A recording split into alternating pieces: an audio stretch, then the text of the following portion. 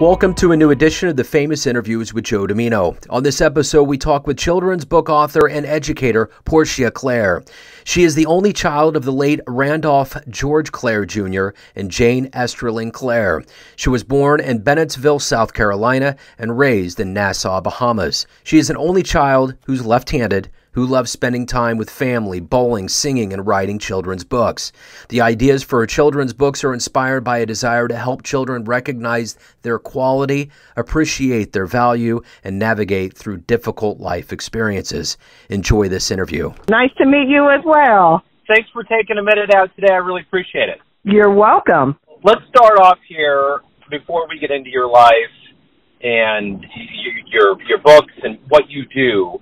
And I want to know, how did COVID affect you? How did you survive as an artist? And how did you kind of change the way that you see the world since this has happened? Oh, my goodness. Well, as a classroom teacher, COVID affected me significantly, almost immediately. Everything transitioned into virtual, which for many of our students was a challenge because they didn't have Wi-Fi, for one thing. So having the Chromebook wasn't really an asset at that point. It limited who came to our home. My father at the time had a heart condition, and this was in March 13, 2020. That's when everything changed. And my father passed away on June the 14th of that same year. Thankfully, it was not COVID, but unfortunately, his heart just couldn't do any more. And so we lost him there. That affected us because everybody wasn't able to go into the hospital to be with him, which was trying. My mom also experienced some mobility issues, and getting up and down and having to go back and forth with my dad was challenging. We weren't able to see our family when my father actually passed away. The majority of my family was unable to attend his service. So that was traumatic. And from all of that, I remembered a conversation that I had with my dad regarding my writing. And he said to me, Scoop, he said, you've been talking about writing children's books for some time now. Have you put anything on paper? And I said, well, no, Daddy, I have all of these thoughts in my brain, but I haven't put anything on paper yet. And he looked at me and he said, Scoop, do it now. Now is the acceptable time. And so that conversation rang true in my ears shortly after he passed away. And it kind of helped me to get past the horrible pain of him not being here. And it gave me a purpose, again, if you will. It not only allowed me to honor my father, but it allowed me to help children, which has been my life's work as a teacher. I have been teaching for 31, this is beginning my 32nd year, elementary school children. And so having that push from my daddy, always having a love for creative writing, I determined to begin now, as he admonished, and the rest is history.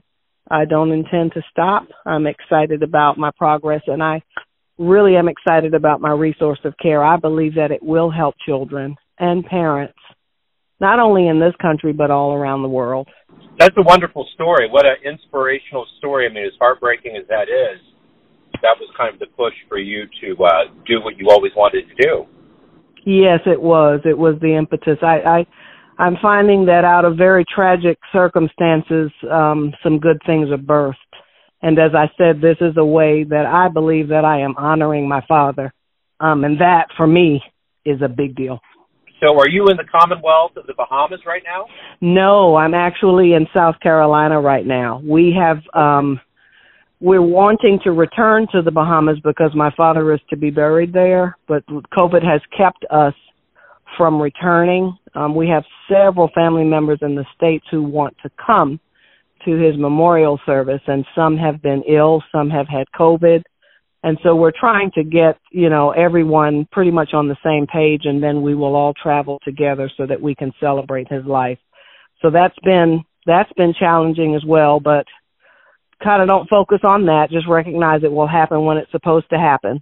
And the service that we had for him here did honor him. So we partially finished, and we'll work on the other part of that. Sure. I wish I was in the Bahamas right now. yeah, man, I do too. I would love to be they there. just finished. Yeah, they just celebrated their 49th year of independence on the 10th of July. So this has been a festive week for them there. You parlay your time between being a teacher and an author, correct? That is correct. My hope is that I will be able to be a full-time children's author and be able to retire out of the classroom. That is my goal. And then ultimately, I'd like to have a foundation where I help children and youth around the world who have dreams, who have businesses on the inside of them, who have books, who have aspirations to go on to school but don't have the finances for all of that. I want to be in position through our foundation to help them to meet to meet their dreams and their goals. That's my ultimate goal. Yeah, sure. Yeah. So my day job is in the Kansas City, Missouri area.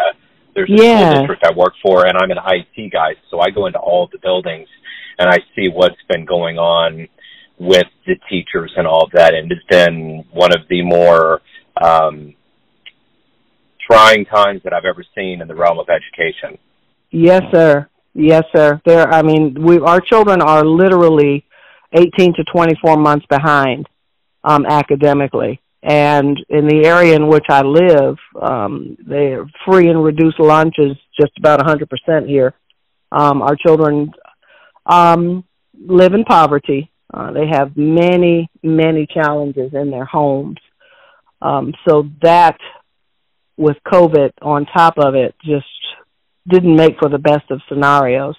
So as teachers, we go in and we do the best we can. You're trying to get 2 years out of one, and do all of the new things that are being added on top of the old, in an effort to move the children forward. So it's trying, it's challenging, but I believe that I was born to teach. So I guess I was born for such a time as this, because the teaching still has to occur.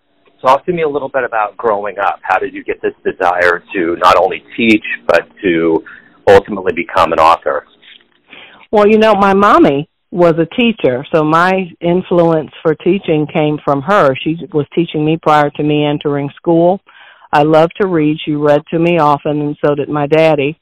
Sesame Street, when I was in the Bahamas, that was the first thing that came on television. I think television came on at 3 o'clock. Before then, it was just a lot of snow.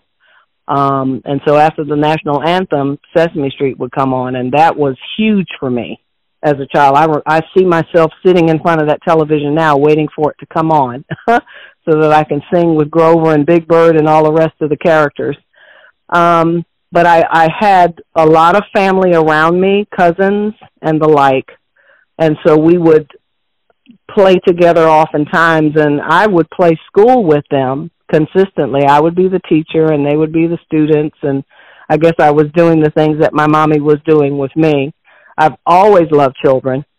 I actually went to school with the intention of becoming a family attorney. I was going to do family law, and as I thought about it, I didn't think I could stomach a child not being able to be in the best environment after a case was settled. And teaching was in the back of my mind, but my parents always said, no, you don't want to teach. There's no money in teaching. So I'm listening to that. And one day, my senior year, I took a little boy bowling, and I taught him how to bowl. And the joy that flooded my soul on that day just confirmed I have to do this. And the hardest thing for me was to have that conversation with my parents, to say to them, I don't want to go to law school. I want to teach children. And what was so funny to me, it wasn't funny at the time, but as I've thought about it over the years, is it was one of the easiest conversations that I had, because as soon as I shared it with them, they said, okay, if that is your heart's desire, then we will support you 100%. And so I have been doing that ever since, and I have no regrets. at all. It's been fulfilling. It's wonderful to help children. It's wonderful to experience their learning, that aha moment. There's nothing like it, you know. They finally get it after trying so many times, and then they have it, and nobody can take it away from them. And they get to share that with someone else. That, for me, is the joy of teaching. It's the gift that keeps on giving. So who would you consider a role model or a hero in your life? In my life? Oh, definitely my grandmothers. My grandmothers were women who believed what they believed.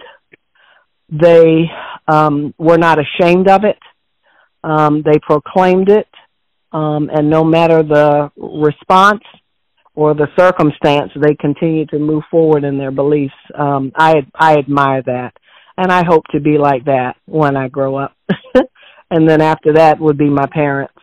They have done so much. We have moved all of my life because my father worked for the Bahamas Ministry of Tourism. So every time he was promoted, we were transferred. So every 2-3 years, I moved. And just to watch the transitions and the things that occurred. My mother, being from the States, marrying a man from an entirely different country, and then moving to that country, you know, those kinds of things, as I stop and reflect on them, I'm going, that's pretty brave. That takes courage to do something like that. And just making decisions that are best for the family and all of the things that came from that, and the sacrifices that they made to help me and to get me into different places, and have different experiences. Those are my role models. Those are my heroes, my grandmommies and my parents. So if you can meet anybody alive right now on the planet, who would it be? Oh, wow. If I could meet anybody alive on the planet right now, there's a very good question. I think right now it would be Tiger Woods. And my answer is Tiger Woods because my father loved golf, and we are in the process of patenting a putter that he has made, and he loved Tiger Woods. And I would love to have a conversation with him about his foundation, about the things that he's doing with children, and about my putter and different things like that. I think I would enjoy that conversation. Just the experiences that he's having currently, and his heart for children, and how it is that I would be able to work with him to help children, particularly with golf. Yeah, that recovery that he went through was pretty miraculous. I still don't know how he got to a point where he could play. And he didn't qualify to play through the weekend, but he tried this weekend. Yeah, for sure. So what's been the best compliment that you've ever gotten, either on your book or as a teacher that you remember? One of your best pieces of fan mail? I have been told that I have helped someone to see the best in themselves. And that for me was very humbling. Because of you, I now see my value. As a teacher, that's everything. You want children to feel, I don't mean to cry. You want children to feel appreciated. You want them to feel seen. You want them to feel loved. And when they express that they're better because of their time with you, that's everything. You know, it's character. It's how we're regarded. And it's being an example that is a positive one for children who are easily influenced by so many things. And you're grateful that they're being influenced by something that is positive and that is ultimately life-changing. So what motivates you every day to do what you do, whether you're writing or you're teaching? What is it that within you that motivates you? My family, and wanting them to be okay. I get up every morning. My mother and I are still together. The three of us lived here together. We relocated here to slow the pace for my parents because, as I shared, my father was ill and we needed to get out of the city. But what motivates me is being in position to help, firstly, my mother and then the rest of my family members, and wanting to be in position to have a foundation that will pour into the lives of children. I will always be a teacher, and I believe that my time in the classroom is nearing its end, but I will always be teaching children, and I want the opportunity to serve a multiple number of children, far more than you can serve in one classroom each year. So as I get up in the mornings and I continue to write books and try to promote books and have conversations with others, it's the opportunity to serve my family and children that continues to motivate me to move forward. What do you want to be remembered for? Let's say, after you retire and people think back on your legacy and who you are, what do you want to be remembered for? I want to be remembered as a servant who had a heart to give to others, someone who was kind. I want to be remembered as a servant, someone who had a servant's heart and who gave to help children, to help them be better, to recognize their quality and appreciate their value and navigate through challenging life experiences. That's what I want to be remembered for. So now that, kind of things are opening up, COVID's easing up, yeah, there seems to be a little bit, there seems to be a little bit more of an urgency to do things. If we talk in 5 years from now, what are you looking forward to? What are you hoping happens? Oh, and 5 years from now, I'm hoping that the Rajanport Foundation is up and running, that there is a golf tournament that will be annual or biannual between children in the Bahamas and the United States that gives them exposure to different islands, different countries, where they can travel and learn some history in the process. That I would be speaking around the world full time and helping children to, as I said, recognize their quality, appreciate their value, and navigate through challenging life experiences. That I would have best-selling, multi-million-dollar making books, and just being of service. That's what I'd love to see in 5 years. So everyone has a perception of you. They have an idea of who they think you are, your family, your friends, your students, the readers of your books, but you're ultimately the one that lives and leads your life. Who do you think you are? Who do I think I am? I'm just a regular person who was born with a gift to teach, and a person who has a love for children, and who wants the very best for them. I'm a behind-the-scenes kind of person, one who wants to support the cause but doesn't need to be out front. Just somebody who's teachable and willing to work to the end that we're helping somebody. It's wonderful to be able to help, just a helper.